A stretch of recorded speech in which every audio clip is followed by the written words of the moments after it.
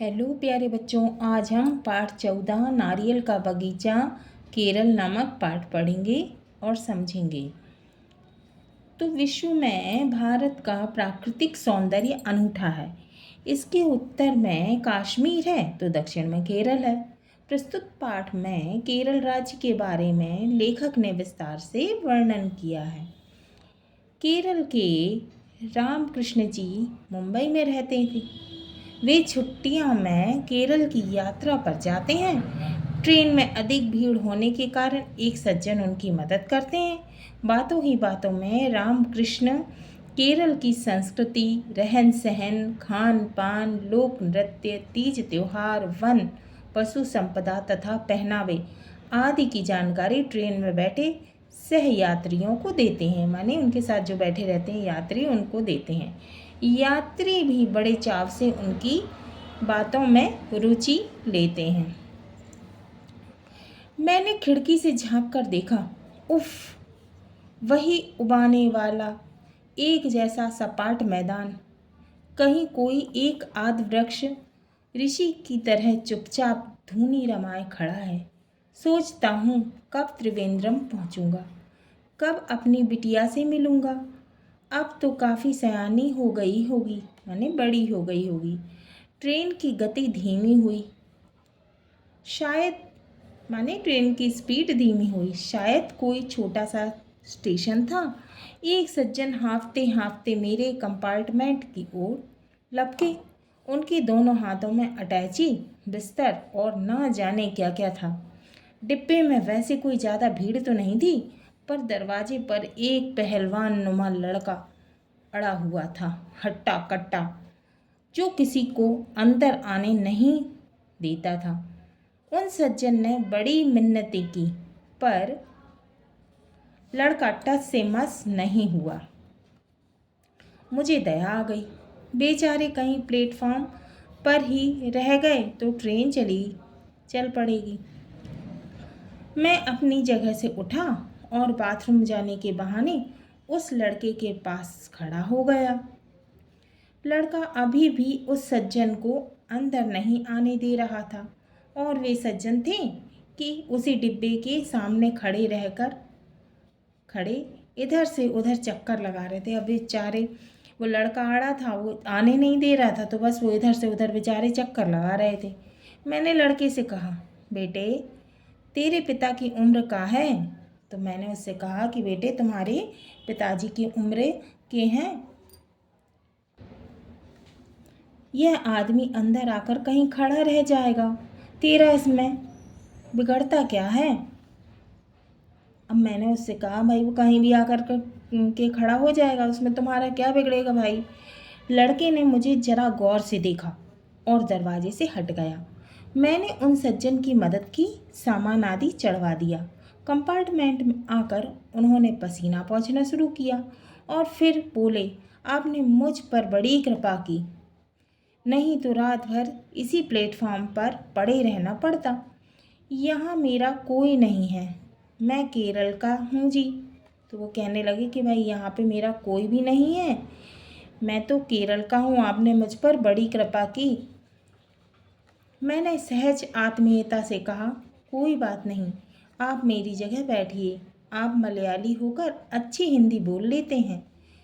वे बोले, जी मैं वर्षों मुंबई में रह रहा हूँ, छुट्टियों में अपने वतन केरल जा रहा हूँ। बच्चे पहले जा चुके हैं, आप कहाँ के हैं? तो वो कहने लगे कि बच्चे पहले चले गए हैं, मैं केरल का हूँ, अब आप बताइए आप कहाँ के हैं? जी मैं रहता तो अहमदाबाद में हूँ, पर ग्रीष्मकालीन शिविर के लिए मैं भी त्रिवेंद्रम जा रहा हूँ। वे कहने लगे कि भाई मैं तो अहमदाबाद में रह रहा हूँ, लेकिन गर्मी के शिविर के लिए मैं त्रिवेंद्रम जा रहा हूँ। वैसे वहाँ मेरे जमाई रहते हैं, रास्ते में आपका साथ हो जाएगा। यह तो मैं सोच ही नहीं सकता था, मैंने प्रसन्नता से कहा और उनके सामान को जमाने में उनकी मदद करने लगा। वे भी खुश दिखाई देते थे। बोले, जी हमारा केरल भारत का नंदनवन है। तो वो कहने लगे, जी हमारा केरल तो भारत का नंदनवन है, आप देखेंगे कि उसका प्राकृतिक सौंदर्य कश्मीर से जरा भी कम नहीं है। आदि शंकराचार्य का जन्म केरल में ही हुआ है। तो किसका जन्म हुआ केरल में? आदि शंकराचार्य का। तो आप लोग याद रखेंगे कि केरल में किसका जन्म हुआ? आदि शंकराचार्य का। इसलिए उस प्रदेश का धार्मिक एवं सांस्कृतिक महत्व है। लोग केरल को नारियल का बगीचा कहते हैं क्योंकि वहाँ नारियल होते हैं। क्या आप इसका कारण बताएंगे? मैंने बात आगे बढ़ाने में की गरज से कहा। अब वे पूरे मूड में थे। बोले, केरल के पश्चिम में अरब सागर है। और तो वो बोलने लगे, आप लोग ध्यान से सुनना, कि केरल के पश्चिम में क्या है? अरब सागर है। और उस पूरी पट्टी पर नारियल के कुंज हैं। और उस पूरी पट्टी पे किसके कुंज हैं? नारियल के कुंज हैं, यानी कि वन है, यानी जंगल है। आपको वह पूरा हिस्सा नारियल के विशाल बगीचे की तरह ही दिखाई देगा। नारियल तो हमारा कल्प वृक्ष है। तो केरल के लोग नारियल के वृक्ष को क्या कहते हैं? ध्यान से सुनना आप लोग, कल्प वृक्ष कहते हैं। यह एक नहीं अनेक वस्तुएं प्रदान करता है। नारियल अमृत तुल्य मीठा पानी प्रदान करता है। नारियल की गिरी का साग सब्जी और चटनी में उपयोग होता है। उसके गोले से तेल निकाला जाता है। भोजन के अतिरिक्त साबुन बनाने में और सिर में डालने के लिए इसके तेल का उपयोग होता है। नारियल के पेड़ के तने का उपयोग पानी की नाली बनाने में होता है। नारियल का वृक्ष रस्सी, मोटे रस्से, चटाई। तो नारियल का वृक्ष किस किस के काम आता है? तो नारियल का वृक्ष रस्सी, मोटे रस्से, चटाई, कूची तथा पायदान जैसी वस्तुएं बनाने के लिए रेशे प्रदान करता है। तो क्या क्या देता है नारियल का वृक्ष? रस्सी, मोटे रस्से, चटाई, कूची, पायदान जैसी वस्तुएं बनाने के लिए रेशे प्रदान करता है। नारियल के सख्त छिलकों से कटोरे, प्याले तथा चमचे आदि बनाए जाते हैं। तो नारियल का जो मोटा कटोरे के जैसा रहता है, तो उससे प्याले, कटोरे और चमचे बनाए जाते हैं। मकान बनाने के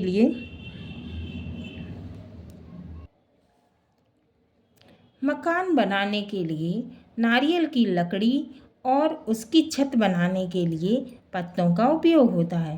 केरल में भारी वर्षा होती, अब आप सब ध्यान से सुनना, केरल में भारी वर्षा होती है 400 से 500 सेंटीमीटर तक। वर्षा होने से हमारा पर्वतीय प्रदेश जंगलों से ढका है। वनों में सागौन, शीशम, रबर और चंदन के वृक्ष होते हैं। तो कौन कौन से वृक्ष होते हैं वनों में? सागौन, शीशम, रबर और चंदन के वृक्ष होते हैं। और यहाँ कितनी वर्षा होती है? 400 से 500 सेंटीमीटर तक। अब तक कुछ और लोग भी हमारे पास सिमट आए थे। खिड़की के पास खड़ा वह नवयुवक भी पैंट की जेब में हाथ डाले हमारी बातें सुन रहा था। जो पहले उन्हें अंदर आने से रोक रहा था, वह बीच में बोला। जो पहलवान के जैसा लड़का था, वो जो रोक रहा था वो सज्जन को, वो बोला, केरल के जंगलों में असम के जंगलों की तरह खूब पशु पाए जाते हैं क्या? यह सच है? वे सज्जन बोले, हाँ बेटे, हमारे जंगलों में शेर, भेड़िया, रीछ, चीता आदि पशु बड़ी संख्या में पाए जाते हैं। हाथी भी खूब मिलते हैं। असम की ही तरह हम उनका उपयोग हमारे यहाँ लकड़ियों को ढोने तथा सवारी करने में होता है। असम की ही तरह हमारे यहाँ नीलगिरी पर्वत पर चाय के बगीचे हैं। तो क्या कह रहे हैं कि असम की तरह हमारे यहाँ नीलगिरी पर्वत पर चाय के बगीचे हैं। इसके अलावा काली मिर्च, इलायची, सुपारी तथा नागरवेल भी यहाँ बड़ी मात्रा में पैदा होता है, यानी वहाँ मसाले मिलते हैं। मैंने सुना है आपके केरल में रेल बहुत कम है। तो वो कहने लगा, मैंने सुना है आपके केरल में रेल बहुत कम है। एक कोने से आवाज़ आई, ये एक सरदार जी कहने लगे। सरदार जी थे, तो एक कोने से सरदार जी बैठे थे। तो वो कहने लगे कि मैंने सुना है आपके केरल में रेल बहुत कम है। जो आगे झुककर हमारी बातें सुन रहे थे। जी सरदार जी, केरल में समुद्री किनारों, झीलों, नदियों तथा नहरों के कारण एक स्थान से दूसरे स्थानों पर नावों से यात्रा की जाती है और यह सरल तथा सुगम भी होती है। वैसे हमारी राजधानी त्रिवेंद्रम से उत्तर की ओर एक रेल मार्ग जाता है, लेकिन हमारे यहाँ रेल बहुत अधिक नहीं है। हाँ, पक्की सड़कें हैं। खाने पीने का क्या हाल है वहाँ? एक लाला जी अपने तोंद पर हाथ फेरते हुए बोले। अब एक लाला जी बैठे थे, वे अपनी तोंद पर हाथ फेरते हुए बोले कि खाने पीने का क्या हाल है वहाँ? जो चावल हमारा मुख्य भोजन है, हमारे यहाँ चावल की भिन्न भिन्न वस्तुएं बनती हैं। चावल के साथ रसम तथा सांभर भी बनता है। रसम का क्या अर्थ होता है? तो रसम का अर्थ है इमली का मसालेदार पानी और सांभर का अर्थ है एक प्रकार की दाल। इडली और डोसा हमारे प्रिय खाद्य पदार्थ हैं। अब तो ये पूरे भारत में लोकप्रिय हो गए हैं। वे सज्जन बोले, आपकी बातों में इडली डोसे का स्वाद आ रहा है। मैंने कहा, पूरे डिब्बे में हंसी की। तो लेखक कहने लगे कि आपकी जो बात है उसमें इडली डोसे का स्वाद आ रहा है। तो पूरे डिब्बे में जो भी लोग बैठे थे वो हंसने लगे। तो पूरे डिब्बे में हंसी की एक लहर फैल गई। एक छोटी बालिका ने अपनी बर्थ पर लेटे लेटे पूछा, क्या केरल के लोग ऐसे ही कपड़े पहनते हैं जैसे आप पहने? तो एक छोटी लड़की कहने लगी कि क्या केरल के लोग ऐसे कपड़े पहनते हैं जैसे आप पहने हो? नहीं बिटिया। तो वो कहने लगे, नहीं बिटिया, मैं तो जैसा देश वैसा वेश वाली कहावत का पालन करता हूँ। केरल में तो मैं भी लुंगी ही पहनता हूँ। हमारे यहाँ गर्मी इतनी अधिक पड़ती है कि बहुत से व्यक्ति लुंगी के अतिरिक्त कुछ नहीं पहनते। अब वहाँ गर्मी ही इतनी पड़ती है कि लोग बाग लुंगी पहनते हैं। यदि पहनते हैं तो ढीले ढाले कपड़े पहनते हैं। स्त्रियाँ धोती तथा ब्लाउज पहनती हैं। कपड़े भी प्रायः कैसे पहने जाते हैं? सफ़ेद। तो वहाँ पर सफ़ेद पहनने का रिवाज है। वे बोले, आपके यहाँ त्योहार का क्या हाल है? ओणम का नाम तो सुना है, पर और कुछ पता नहीं, मैंने पूछा। वे पूरे उत्साह और आनंद के भाव को चेहरे पर बिखेरते हुए बोले, भाई त्योहारों का कुछ न पूछो। केरल के निवासी उत्सवों के पीछे तो पागल ही हैं। ओणम हमारा मुख्य त्योहार है। तो वो कहने लगी कि भाई त्योहारों की तो कोई बात ही मत पूछो तुम। तो केरल के जो निवासी हैं वो उत्सवों के पीछे पागल हैं। ओणम हमारा मुख्य त्यौहार है। इस त्यौहार पर घरों को खूब सजाया जाता है। नौका और लक्ष्मी जी की पूजा की जाती है। तरह तरह की मिठाइयाँ बनाई जाती है। इस त्यौहार पर नौका प्रतियोगिता होती है। आप लोगों ने सुना ही होगा कि केरल में नौका प्रतियोगिता होती है। प्रतियोगिता में भाग लेने वाली नौकाएं पानी की लहरों पर नाचती कूदती दौड़ी चली जाती हैं। इनमें बैठे हुए लोग मीठे मीठे स्वरों में गीत गाते जाते हैं। दोनों किनारों पर दर्शकों की अपार भीड़ जमा होती है। इस अवसर पर हमारे देवताओं की सवारी भी निकलती है, जिसमें कई हाथी होते हैं। संगीत और नृत्य के कई कार्यक्रम होते हैं।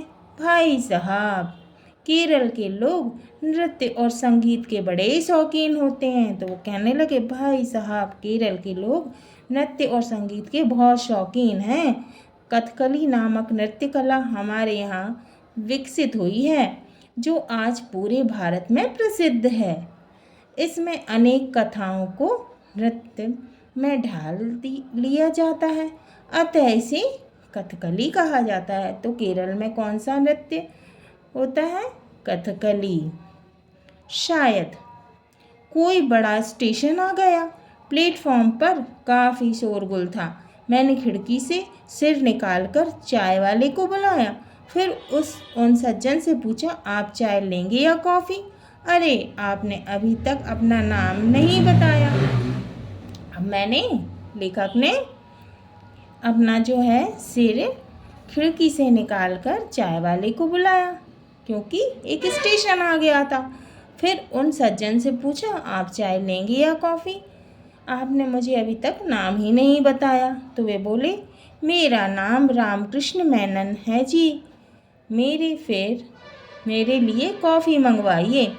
रामकृष्ण जी ने अपने सही यात्रियों को केरल के बारे में और भी बहुत सारी बातें बताई।